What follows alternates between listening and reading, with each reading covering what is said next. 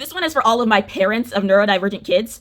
Your kid's nervous system is working overtime just to exist in a world that was literally built for completely different brains than they have. So when they come home and they flop on the floor and start screaming about how they hate everyone and life is terrible and they want to die, first take them to a mental health specialist, because that's the thing all teenagers do, but still they should be seeing a mental health therapist if they're constantly like, I want to die, I hate it here. It's not good for them. Take them to a therapist. But second of all, once they finish flopping around like a Victorian orphan, that flopping is actually regulation. They are trying to regulate their brains and their bodies by yelling to you, someone who is safe to them, about how awful they feel and how much everything sucks. That's not them giving you attitude. That's not them being bratty or rude or argumentative. That is them trying to decompress and understand what's happening in their own brain and their own body. And it's actually a healthy coping mechanism for figuring out how to self-regulate, expressing your discomfort to somebody safe like your parent.